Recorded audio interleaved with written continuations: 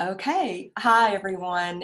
It's Gloria Hester here, and we are here with my friend Shirley Cunningham.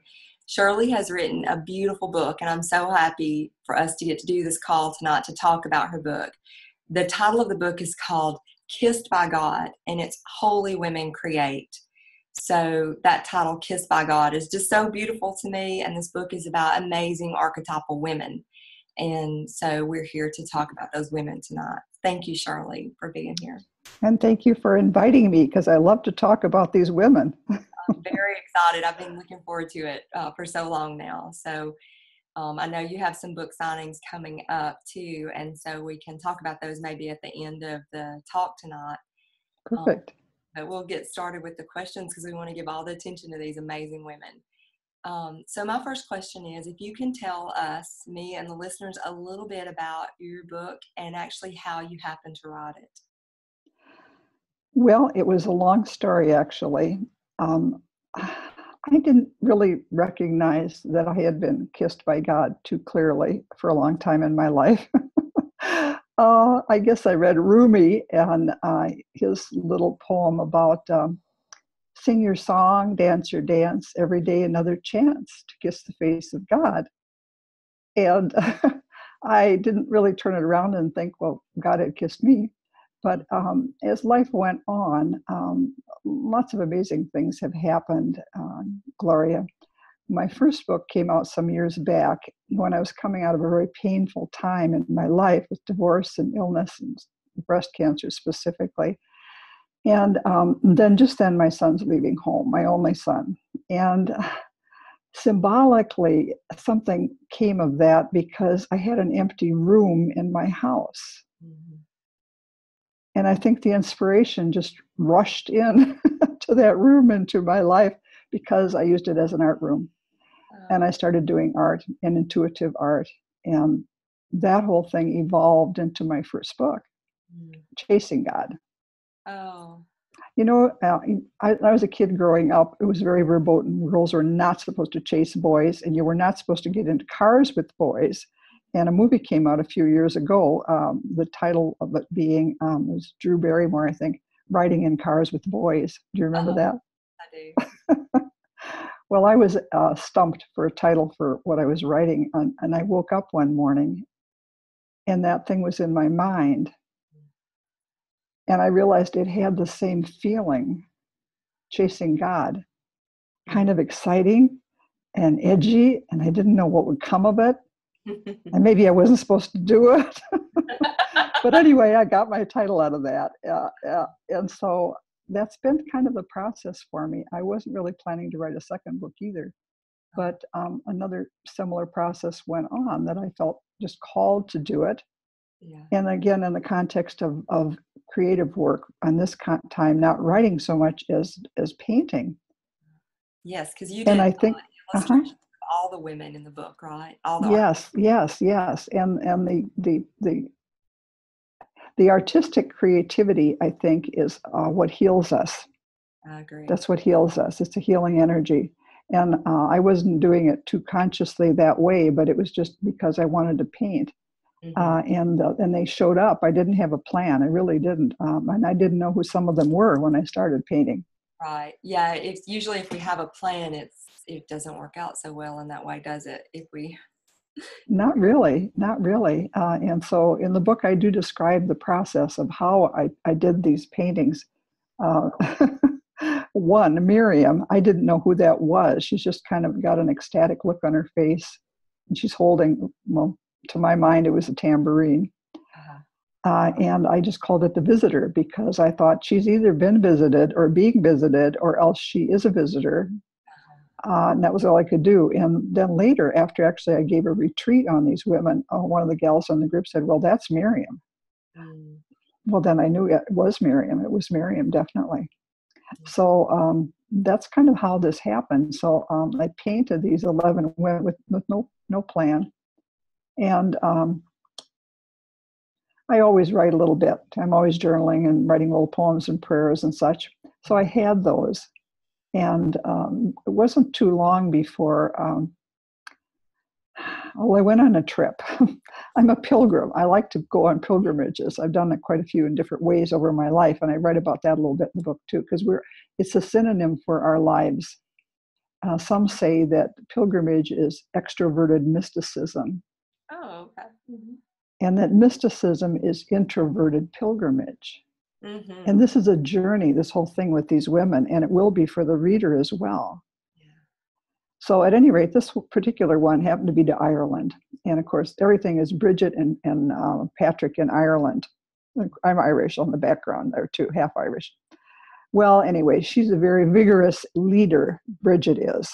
And I'd like to read a little excerpt from something that she wrote maybe later to show that.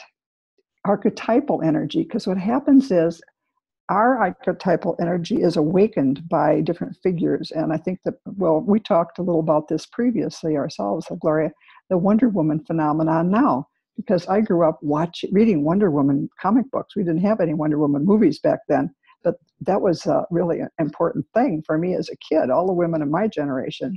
Yeah. And that's as close to a goddess or a warrior, a strong leader kind of a woman for us. I loved her magic bracelets. So anyhow, that was an archetype for me, Bridget. So I get home and I've got all these paintings around my house. I will not sell them.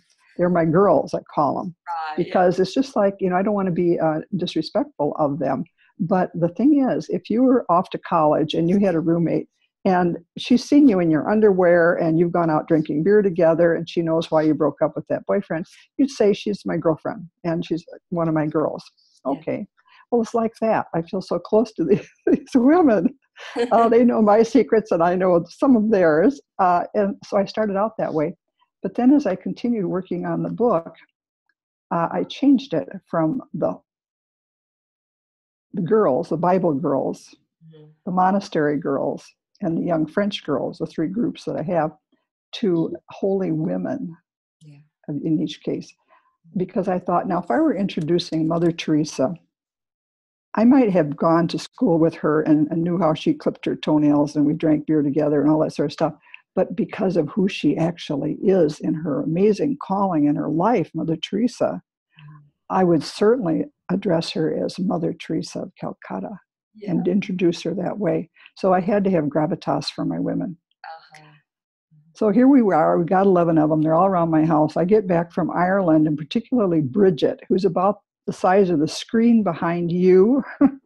She's large, and she's a goddess. I want these women to look as I think their spirits look in the eyes of God, the beauty of their spirits. I want them beautiful.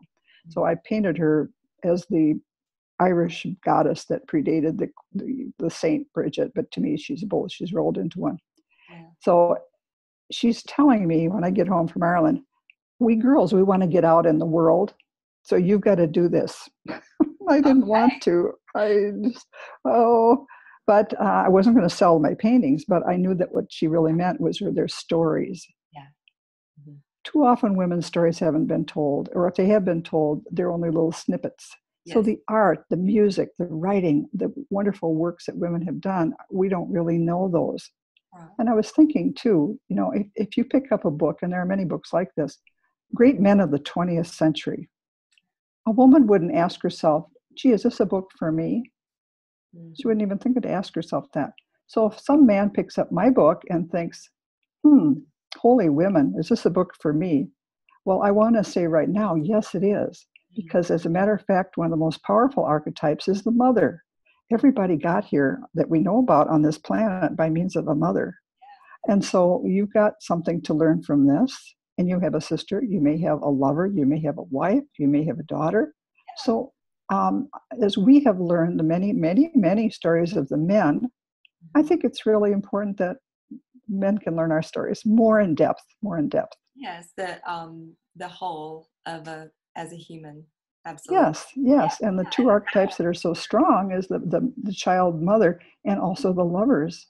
Because we need all of that.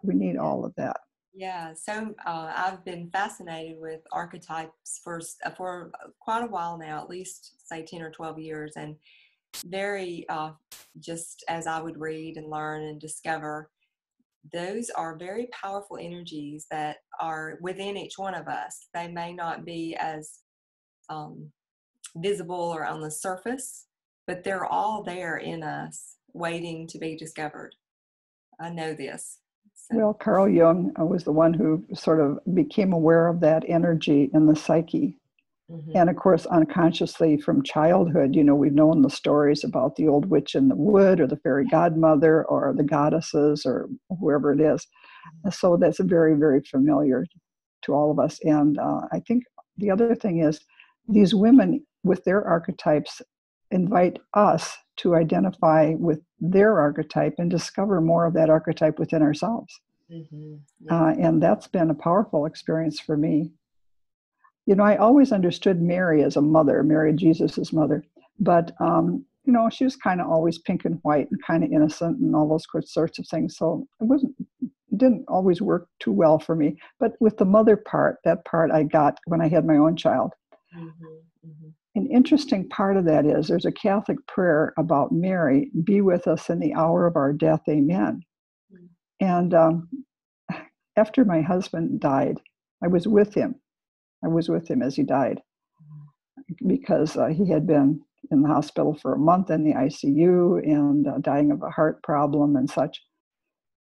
And the helpers in the hospital could do so much, and he had refused the ventilator after 3 times. And so this was all clear what our prerogatives were and everything. So I knew what was happening. And as all of those medical people stepped away from the table, we were surrounding him because he's in this last big crisis. Pretty soon the doctor just patted me on the arm, and I could see he even had tears in his eyes, and he left the room. Mm-hmm. And the last nurse said, I'll be outside if you need anything or want anything. So they left me alone with him. And that felt so good. I wanted to be alone with him, and I wanted to hold him. And he was close to unconscious at that time, and all full of tubes and wires and everything. Well, I thought at this point, I can't hurt him any. So I slipped off my shoes and crawled in the bed and put my arms around him. And I sang to him. Mm-hmm. I sang every Irish song I could think of. I sang his favorite song, Blackbird Bye-Bye, Irish songs. I just sang and sang. And I could tell his breathing was changing and so on. But I don't know how long this went on. And finally, I knew that he had passed, and went out, found the nurse, and all the events took place. But I wasn't really in touch with exactly what had happened until a few years later, when I was at a workshop. There was a retreat, and it was being in touch with our archetypes. And the woman leading it asked us to listen to a beautiful Ave Maria, beautiful chant, and to just move. We were to move around the room with whatever gestures we felt. And I was a little shy about that, so I kind of went in one corner and turned around so that I wasn't looking at anyone and so on. But as that song played, and I just put my hands as I would have to hold my child, I suddenly was holding my husband in my experience. And it was just an understanding that the mother is present at death, because that's the birth into the new life. Oh. Just as she's there at the birth when we're babies. And that was a very important part of the archetype for me. And I've lived with that with great joy and comfort and amazement, really, ever since. Mm-hmm. So an archetype can come to us. And that was a creative thing, too, to move to music. So our bodies and our senses can come alive through the creative, and the archetypes can just come rolling right in on that wave. This is very true. So that's just a little bit about archetypes as they relate to the book. Mm-hmm. They're waiting. They're in us, as you say, to be activated and for us to recognize them. And then what's important is for us to do whatever it is that the energy of the archetype is. Mm-hmm. What I love about little Joan of Arc, here she is just a little teenager. Joan of Arc. Is she your favorite? Yeah. Well, she's a little warrior. I like to call her a heroine rather than a warrior, like we call men heroes. not warriors so much. But this girl was just exuding energy. She would not be stopped. Yeah. And people asked her, aren't you afraid? She said, no, I was born for this. Mm-hmm. Mm-hmm. Now, there's an archetypal energy for us to pick out whatever it is that I feel called to do. And, I think that's one of the things that happens with this inner work and with archetypes, that you have a sense of a calling. If you have a sense of a calling, then you're on the path. And so to get clarity about that. And so the archetypes can help us get clarity. What we feel attracted to is probably undeveloped within us. Yes. And so we can go there, begin to be willing to go there and allow it to unfold. Yeah. Because the world needs these energies. Absolutely. Mm-hmm. Yeah, I think that probably is why Wonder Woman's archetype is so popular right now. Yes, it's the time. It's the right time. The world needs our energies. Mm-hmm. Yeah. And all of the women, I didn't know this till I started writing the book, all of them lived in times of war. Mm. So we think our times are the worst and there's never been turmoil like this. Well, not really. Different context, but there's always been struggles. And when that energy can be released in a positive way, that's just what's called for. And we do need the half of the human race that's feminine for all that good juice. Yes, exactly. Yeah. Well, I know when I was thinking about some of the particular women, is like we said, Joan of Arc. I think that's absolutely my favorite. Do you have a favorite? Well, I don't, because to me, they're my girls. And it's like in the family. I don't want to say, you're my favorite and everybody else is second or something like that, because they're unique and each one brings something different. Yeah. However, that doesn't mean I don't want to tell you this little story about Bridget. Okay.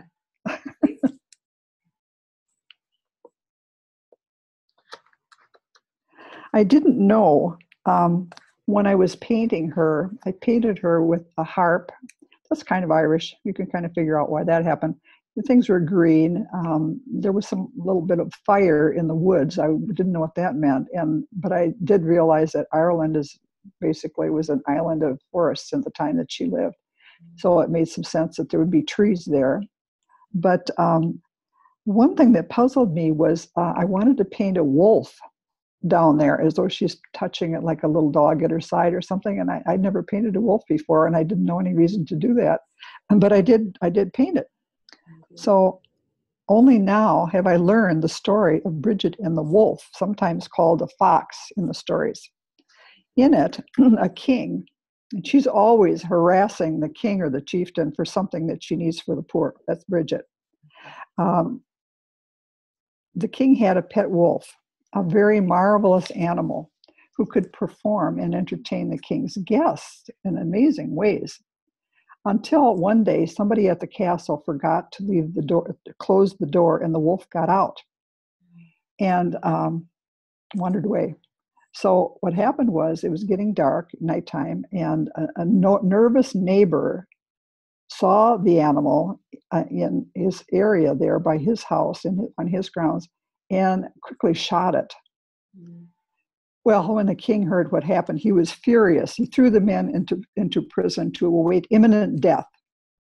Well, Bridget heard about this, and she always is rushing to the help of whoever's in trouble. So she ran out to her carriage. The rain is falling as she races along the trail, cartwheels splashing through mud and gravel.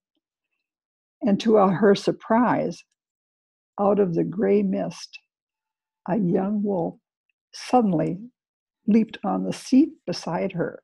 Mm-hmm. She jumped with fright. But instead of attacking, the animal quietly rested its paw on her knee. By the time they got to the castle, Bridget and the wolf were friends. Once in the ornate drawing room, hung with priceless tapestries, Bridget bowed and approached the king's throne, the wolf slightly behind her. The king knew Bridget, of course, but not why she had come out on such a dark and stormy night. She explained, "I heard of your lost wolf, my king, and have brought you another." With that, she stepped aside, and the wolf came into view. The king was probably incredulous at her naivete because his wolf had been trained by the court fool to do many amazing tricks. This wild wolf could never be a replacement. As if on cue, the wolf moved to the center of the room and began showing off antics far beyond the imagination of everyone present, including the king. Bridget may have been surprised herself when she realized the king's lost pet had just been outdone by her still damp wolf before the eyes of the entire court. I can imagine her smiling at the king in her courteous way and saying, "Now you see, my king, because of this wolf, you have indeed suffered no loss." Mm. So that's how Bridget arrived at the king's door with a wolf and left with a free man. Mm. Today, when I look at the wolf in my painting, I ask Bridget's help to stay as focused on my calling in life as she was on hers. And I slip in a little request for the kind of aid that came to her through unforeseen circumstances. Not that I want a wolf in my lap, but there might be something to just starting out with trust on a dark and stormy night. And these are old stories. Bridget lived before stories were written down, so they're oral. And like the fox and the grapes and other stories that we know that were oral from ancient traditions, probably changed over time, but there's a kernel of truth in them. And I think it was, Eli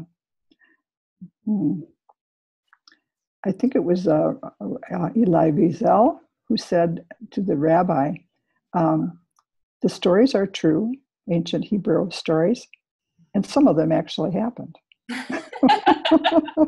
Yeah, I love it. Yeah, I know. With mythology, there are so many things that whether we look at those and we say, well, those are from sacred text or that's from mythology, all of that is very interwoven in the psyche, no matter where the originator of the story is. Mm-hmm. Like, for example, with Wonder Woman, she is an archetype of Queen Hestia from Greek mythology, and also from Queen Hester in the Bible. The same archetypal energy. Yeah. That's a whole study in itself, to look into the ancient prophetesses in Hebrew literature, Hebrew scripture. Yeah. There's entire books written. Well, of course, my book is not comprehensive. I just got drawn in by my personal experience with these different women. As the vision it's coming to you. And it's not even what I've written about each of them is not comprehensive. It's just a beginning, an introduction, so that people can begin to journey with them more if they feel attracted to those archetypes. I think so. And I think even maybe if it goes both ways, certain archetypes are attracted to you. So. And I've included a lot of reflection and exercises, creative exercises, art and writing and different kinds of things, meditation, so that the reader can really go that direction with it and just follow their own intuition. Yes. Yeah. Because there's quite a richness in doing that. Yes, there is. I mean, that is actually, I know you used that word juice earlier. That to me is where the juice is when we know that we're being guided and we know the way things are happening and the order or the sequence of those. It's not a coincidence. And and I think another really positive thing, these women come from all different countries and times. They're diverse. Yeah. Miriam and the Bible girls, of course, the land of Israel. Teresa of Avila, Spain. Teresa of Lisieux, France. Joan of Arc, of course, France. Tekakwitha, Native American, first a Native American woman. Claire in Italy. So Bridget, Ireland. Hildegard, Germany.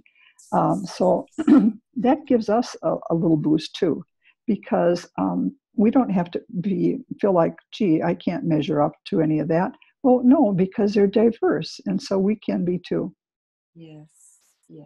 And there's something to be learned from all of them in different ways.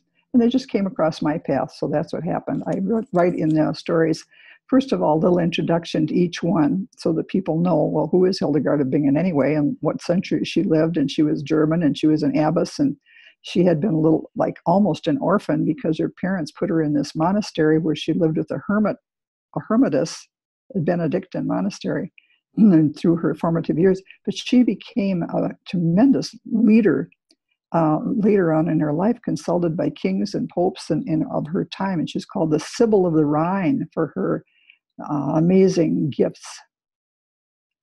So a poetess, a prophet, a musician. She wrote operas. We still have a lot of her work because during World War II, the nuns hid her work so it wasn't destroyed. So we have a lot of her work, even though it's quite old. It's beautiful. And she wrote a couple of medical texts as well. Yes. She was an herbalist and a healer. You'd be of particular interest in her because you're right in the same lineage. Mary from the Benedictine lineage had already pointed me to her many years ago. So it's interesting that she's in your book too. So I'll have to look a little more deeply. I know a little about her, just a little. So let's look at, so why these particular women? Well, as I said a minute ago, they showed up in my life.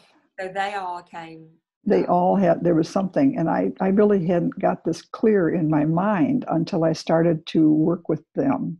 So I painted them first, and that was cool. But then when I started to write the book, I thought, well, why these? And there was something in each of them. For example, I'm the oldest sister in the family. Miriam was the oldest. I got it about a baby brother. I had a baby brother, and there's a story about that because I was an only child for quite a while before I had a sibling, and so there was things I could identify with her. She had it all figured out, how she's going to hide down in the reeds and what we're going to do to save baby brother. And I thought, I understood Marion, and I talked a little bit about Mary already. Mary Magdalene, of course, when I was growing up, it was all about, oh my God, Catholic sin about sex and all that. And I knew I had hormones, and what am I going to do about that? So that was an aspect of Mary Magdalene that I kind of liked her because I thought she's not so perfect, I thought. Well, who knows? I mean, the way the stories have unfolded, we have really actually the first apostle there. She was in the garden on Easter morning. And then Jesus said, go tell the boys. And I was kind of joking with you earlier about someone who stumbled on my title of my book. Instead of calling it Kissed by God, called it Kidded by God. Yeah. And as I got thinking about all of these women, I thought, yeah, each one of them has been kidded by God. So when Jesus said, go and tell the boys, she probably said, oh, are you kidding me? Talking to those guys? Are they going to listen to me? Yeah. Oh, yeah. I know there's, I'm glad that works like your book exist for the fact that women archetypally, there's been a big gap in how women have been portrayed and how we've been seen as feminine energy on the planet. So there's a lot of, in my mind, in my heart, my soul, there's a lot of congruency. There's a lot of room for congruency to happen in every woman's life. First, she has to let go of the fear of judgment. And these women are big models, huge models and inspiration, really, for all of that, because, and they teach us, for example, start with little things. We can see there's so much in our world that needs to be attended to, but we are taught by the two of them particularly, start with little things. Just start with what's at hand. And that's a good way to begin. And they also model for us taking care of themselves. Claire was one, is just as a teenager. She was so in love, not with Francis, but with the idea of God, because the way Francis taught about that she forget to eat and run around and not take care of herself. And Francis was her spiritual director during her entire life. And he would really urge her, you have to eat and you have to go to bed, sleep, take care of yourself. And then that brings us to the next thing about friends. Each one of these women has had a friend. For Claire, it was Francis. For Bridget, it was Patrick. For Teresa of Avila, it was John of the Cross, another a monk at that time, a great mystical saint. So just to know that we do need to have our friends, and then that sense of calling. If you have that sense of calling, that's what started each one of them out. Yeah. So just to stay with that. And the way that they lived it teaches us too, and it's modeling for us, inspiration for us. For example, Claire, at that time, there was no rule of life for women who wanted to live like the priests and the monks lived. There was no rule of life for her. So she wrote the first one. But the way she did it was totally different. It wasn't like being a soldier. The way the Jesuit rule was, is you're going to suffer for Christ and suffer and die and be a soldier in the war and all this kind of stuff, that military thing. And instead for her, it was, no, we'll sit in the circle because God has called all of us together. The Spirit's called all of us together. So I won't make any unilateral decisions. We'll sit in the circle here and listen together for guidance, and then we'll take that approach. And even the one who just came in the door is welcome, because she said sometimes the greatest wisdom comes from the youngest and the newest among us. Mm-hmm. She trusted that their life was really a call together by the Spirit. So there's a model there, the circular kind of management skill that right now, that's a women's kind of a style. Yeah, and we see some modeling here, and that's exactly how Claire did it. And that community still works like that. They call it chapter, and they get together formally. I don't know how many years they agree on that within their organizations, but then they have the voices of everyone so that they can reflect and decide on how to guide their continuation. Mm-hmm. So I think that's really great. And it's respect for everybody, respect for the differences, willingness to change, welcoming change, being open to it, living with the uncertainties of all that. So there's really some good stuff modeled here. Absolutely. And, I was just thinking even with the young, the character that I mentioned was introduced to me years ago, that was placed in the monastery when she was very young. All the things she was exhibiting were, I think her parents didn't know what to do with her. She had these extraordinary gifts, and so that's why she was placed there. And even that to me is a message for, in today's time, people with children, they may not know exactly how to parent that child, but it might not be that the child needs anything other than someone who has some spiritual knowledge to help the child. Well, Hildegard was born in the century, it was before the Inquisitions, but there was a great suspicion of, inspiration, private interpretations of anything, dreams, all of that. And her parents were sort of aware that she was like that when she was very young, and they put her there to keep her safe. Yeah. And of course, then she had to be encouraged later by her confessor. Bernard of Clairvaux was a contemporary of hers, and he was attending the meetings of the popes and the bishops and so on, and very well respected as the mystic that he was. Mm-hmm. And when he found out about Hildegard, he personally took her writings to one of those enclaves. And the Pope at that time was so impressed that he gave her full permission to go ahead and write and to share what she was teaching, what she was learning, and teach it, which was the beginning of quite a change within the atmosphere theologically at that time. Yeah, I mean, it's just incredible what one woman, just her story alone, it's incredible what she produced. And what's actually been archived that she produced. And we have a lot of her, it's not her art, but in the convent of the abbey that she founded, there was a scriptorium like they had in Ireland when the Book of Kells was produced. And they produced not like those images, but a different kind of images, because she had her artist. She described her visions. She's writing about them, but she wanted to have something visual too. So she described them. And that's part of what was saved. So we still have a large collection of the visual art created by her sisters in the monastery as she described her visions. And then you've got her writing to look at that, and her writing together to understand a little bit. But she's a mystic beyond every mystic you can imagine. But delightful too. And her whole thing was about greening, viriditas, that everything outside, and she was an herbalist, of course, she loved nature, loved everything. God spoke to her through the nature, the birds and the plants and everything. And she said, the grasses actually laugh with joy because of God's presence with everything in nature. And I thought, I like that idea. The grass is laughing for joy. That is just so beautiful. Yeah. Isn't it? Isn't it? It is. And we're so fortunate to have those writings. We are. Yeah. Let's see if we start to wrap up our talk tonight. If you can tell why you feel that the women in this book, these archetypal women, are so important right now. Well, these are difficult times. They all lived in times of war.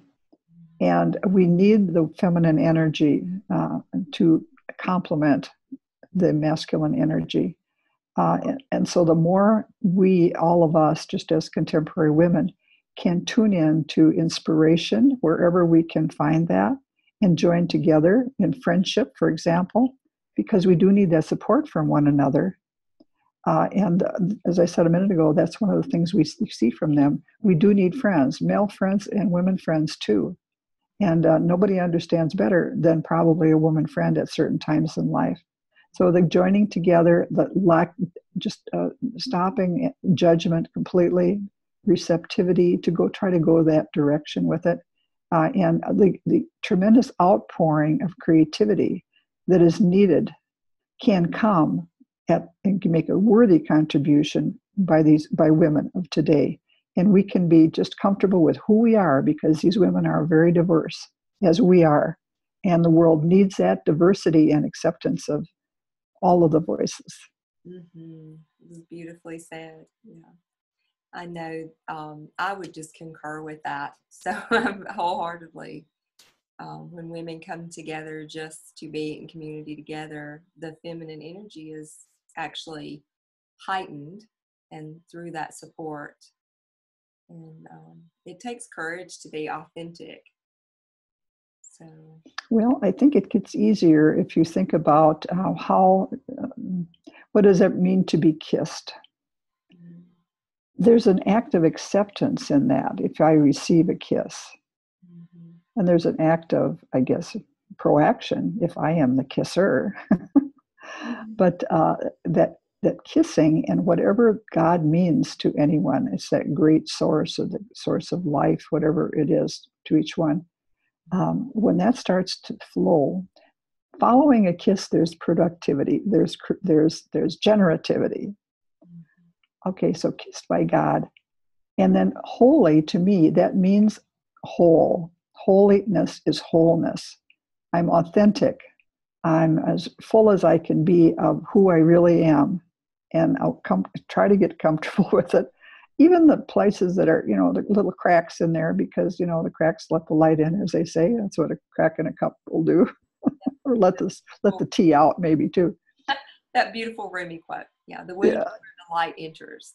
Yes, the crack. So we're on a good path with all of those things. To be ourselves, follow along, lead when called for, even though I don't know how. Joan of Arc didn't know how to do it. She didn't know how to ride a horse, for crying out loud. And here she is, little kid up on a horse leading the army of France. So there's a journey ahead of each one of us, and we can make our own contributions where we are according to who we are, because each one is unique. Each one of us is unique. And if I don't sing my song, it will go unsung. No one can sing it for me. So just to join together and encourage one another, and these women, I think, can be encouragement. And if you get a little group of people together, there's activities in that book. One woman told me she's reading and meditating on one of the chapters each week of the 11 women. It's the story of the woman, and then it's my story, my connection, and then there's some kind of an exercise at the end of it. It can be done by a group or by individuals, and there's additional exercises, about almost 20 of them at the back of the book. So there's a lot of grist for the mill there, and I think gathering together like that with that type of a project, really, if you're not already sisters, you will be when you get finished. Yeah, I think that's a great idea to have women come together in community to go through this book together. It's beautiful to learn from the stories. Yeah. Well, thank you. I hope it'll be very enriching for many people. Oh, thank you. And I know the artwork is absolutely beautiful. I wish the listeners could see. We'll figure out a way for them to see some of the artwork because it's really, really beautiful. Thank you. Yeah. Do you want to tell us your website, Shirley? Yes, and just for your information, the galleries do include the Holy Women on the website. Oh, It's yes, it's on there. Art, all one word, art from heart, HEART, letter N, soul, SOUL. okay. You can go .net, .com, or .org. Either way, it'll all come out. Art from heart, N, soul, .net. And just say it the way it sounds. Art. Mm-hmm. Art from heart and soul. Mm-hmm. Art from heart and soul. Mm-hmm. Okay. Yeah. Yeah. I just want to make sure people get it. But yeah, it's a beautiful book, and I love getting to talk about some of, I do have those favorites, Joan of Arc, and yeah, it's just such an amazing story, and not to be forgotten for sure. And so I agree. We live in times where if women can show up with their true authenticity from our hearts, that we need it more than ever right now. And I think about in nature, if you have like a mother lioness, the lioness hasn't been told she's supposed to behave a certain way. Her instincts will protect her young. And so there's a fierceness too that that is naturally appropriate at times, very appropriate. Well, that's the mother. Yes, and if you look on my website, I've got one gallery that's got to do with animals, and I painted a mother lion with her little kits, Okay. and I call it Fierce Mother. Oh, because her eyes are just like, you are not going to tangle with this lioness. exactly. Oh, I can't wait. I'll have to go and check it out. Yeah. So I know that there's some conditioning that we all as individuals, that is part of I feel as though now it's kind of a stumbling block for us. The idea of the fierceness of the mother, protective. Yeah. One of my Mary, mother and child, one of my paintings, I deliberately wanted her to look as though she was just really strong and nothing would hurt her child in her arms. Mm-hmm. And I think if you look at the Madonnas that I've painted, you'll know which one it is. I look forward to seeing those. Yeah. Is there anything else you want to share that what you think the readers would take from the book? In addition, you may have already covered that. Well, just that we have many options. We need to be open to complexity, and we need to specialize in being connected and being tolerant and being up for change. That's a big order. I'm not a spring chicken anymore. And a lot of people in my generation, we don't really actually like change anymore at this point in time, But I think it's a challenge. And it's kind of like God saying, come on, you're going to put your foot into the next place where I want you to put it now, or you're going to be a kind of a problem here for me. So following along. And there are places that are dark on the path, and shafts of light do break through, and it's mysterious and mystical and sometimes painful. Mm-hmm. But I hope that we can find the bravery in our hearts to go on a step at a time, no matter what's there. Yes. Well, I think that hope is a prayer, and it's an intention that we'll find that bravery on the path. So, yeah, I'm so glad to have met you so long ago. Thank you. It's just been a blessing to me to reconnect with you in this way. And as I said to you earlier, and I mean it completely, that you were like a little angel that flew into me through the ether, through into my environment through the ethers. So thank you for showing up. Thank you so much. Thank you. So thank you all for watching this video, and thank you for joining us. Again, I've been with Shirley Cunningham, and her book is called Kissed by God, Holy Women Create. And your first book was Chasing God. Is that right? Chasing God? That's correct. Yeah, Chasing God. So I love the titles. I think they're amazing. So we'll be in touch again soon, and maybe have a little follow-up talk to you about some of the other archetypal energies. So that would be wonderful. I'd welcome it. Thank you very much, Gloria. Thank you so much, Shirley. Thank you. Have a great night. Thank you. Thank you all for watching. Bye-bye.